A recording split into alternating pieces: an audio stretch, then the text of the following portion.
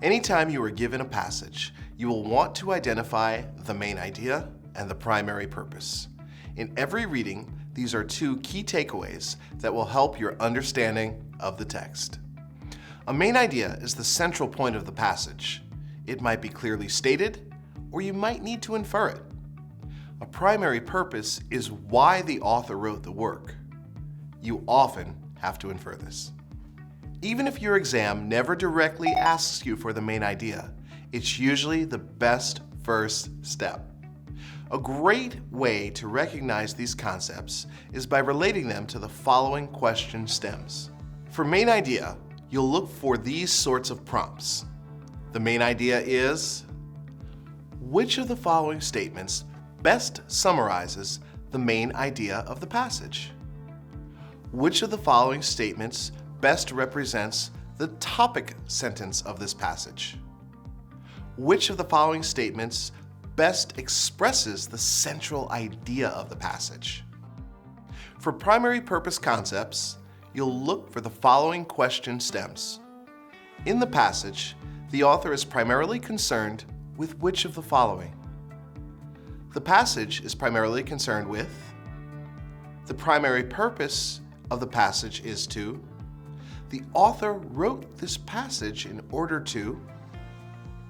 Here are some tips for answering main idea and primary purpose questions.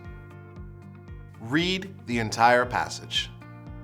Then imagine you are summarizing it for your friend using just one sentence, starting with, "It was mostly about." What would you say? Check the bookends for clues. If the passage is a single paragraph, check the first and last sentences for main idea clues. If the passage is multiple paragraphs, check the first and last sentences of the first and last paragraphs for main idea clues.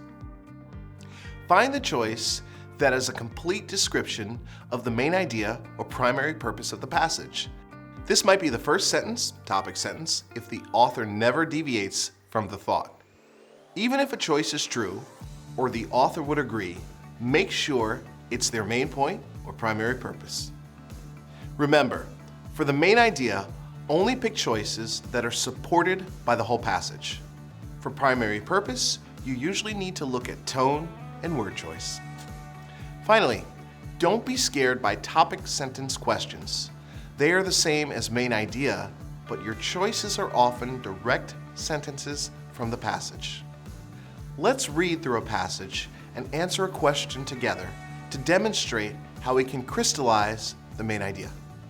The Lewis and Clark expedition is significant in many ways for science, geography, ethnology, the politics of empire, for providing, through their journals, an unparalleled description of the West at the dawn of the 19th century, for offering enduring lessons in bravery, perseverance, and the success that comes from working together, for leaving behind what the historian Bernard DeVoto recognized as something simple and immortal, a tableau of courage and endurance in clear light, one of the world's heroic stories that seem like myths. When the expedition was originally conceived, the United States ended at the Mississippi River. Thanks to Jefferson's Louisiana Purchase, by the time they set off from the Mississippi's east bank in 1804, the nation's boundaries had been stretched to the Rocky Mountains. The Southwest and the Pacific coast were still claimed by others. However, there was nothing to indicate that our nation would one day embrace it all. However, Lewis and Clark's arrival on the continent's western coast helped make possible what we now consider inevitable. They set the stage for the new America and expanded our horizons. Now that was a delightful social studies lesson, but let's refocus on finding the main idea from that text. Which of the following statements best represents the main idea of this passage? A. When the expedition was originally conceived, the United States ended at the Mississippi River. B. The Lewis and Clark expedition is significant in many ways. C. Today, we take for granted that the United States reaches from sea to shining sea. D. In taking the nation's first transcontinental road trip, They set in motion what has become an American tradition. Remember, the main idea can be given or inferred. Think to yourself, how would I describe this in one sentence? Choice B is best. The author begins with the phrase, "The Lewis and Clark expedition is significant in many ways," and does not deviate from this thought. Therefore, it is his topic sentence and main idea. The other choices are too narrow in focus or beyond the scope. While choice A is a true statement to support the author's main idea, it's just one fact, not the main idea itself. Next, the author may agree with choice C, but this is not the main idea. D expands upon the scope of the passage, so it can't be the main idea. Let's expand on our work with that passage and identify the primary purpose. Which of the following statements best represents the primary purpose of the passage? A, to convince readers that the expedition was not needed. B, to describe the impact of the expedition.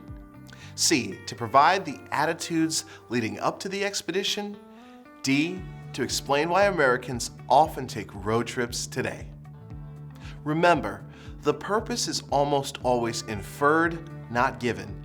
Think to yourself, why is the author writing this? What are they hoping to accomplish? You usually need to think about tone and word choice. Choice B is best. The author begins with a long sentence listing the accomplishments and impacts of the expedition and ends with a wrap-up sentence along the same idea. The other choices are too narrow in focus or beyond the scope. Choice A doesn't fit because the author, starting with a long list of accomplishments, indicates that he believes the opposite is true. Remember, if the author would disagree, it can't be the primary purpose of writing. Choice C is incorrect because while a little of this is mentioned in the second paragraph, it's not the primary purpose of the entire passage. The passage is more focused on the impact and provides a little bit of context in order to make the impact more clear. In choice D, the idea of road trips expands upon the scope of the passage, so it can't be the main idea or the primary purpose. Let's try another. Here's an excerpt from John F. Kennedy's inaugural address on January 20th, 1961. In your hands, my fellow citizens, more than mine, will rest the final success or failure of our course. Since this country was founded, each generation of Americans has been summoned to give testimony to its national loyalty. The graves of young Americans who answered the call to service surround the globe. Now, the trumpet summons us again, not as a call to bear arms, though arms we need. Not as a call to battle, though embattled we are, but a call to bear the burden of a long twilight struggle, year in and year out, rejoicing in hope, patient in tribulation, a struggle against the common enemies of man, tyranny, poverty, disease, and war itself. Can we forge against these enemies a grand and global alliance, north and south, east and west, that can assure a more fruitful life for all mankind? Will you join in that historic effort?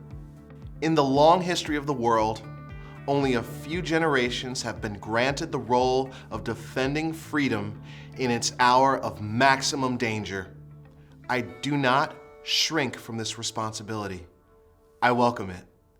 I do not believe that any of us would exchange places with any other people or any other generation. The energy, the faith, the devotion which we bring to this endeavor will light our country and all who serve it, and the glow from that fire can truly light the world. And so, my fellow Americans, ask not what your country can do for you, ask what you can do for your country. My fellow citizens of the world, Ask not what America will do for you, but what together we can do for the freedom of man. Finally, whether you are citizens of America or citizens of the world, ask of us the same high standards of strength and sacrifice which we ask of you. With a good conscience, our only sure reward, with history the final judge of our deeds, let us go forth to lead the land we love, asking His blessing and His help, but knowing that here on earth God's work must truly be our own. The writer's purpose in this speech is best described as A stirring and inspiring call to patriotism and activism. B, a defamatory denunciation of global powers. C, a complaint against indolent citizens. D, congratulatory remarks regarding the current transition of power. Remember, the purpose is almost always inferred, not given. Think to yourself, why is President Kennedy saying these things? What is he hoping to accomplish? You usually need to think about tone and word choice. Choice A is best. Stirring and inspiring best describes the effect this speech has on its intended audience. And call is certainly the purpose. Certain word choices in the distractors provide key evidence that makes them incorrect. In choice B, a defamatory denunciation of global powers uses negative language, denunciation and defamatory which do not correctly reflect the tone of the speech. Choice C reads, a complaint against indolent citizens, and uses the words complaint and indolent, which also incorrectly reflect a negative tone not represented here.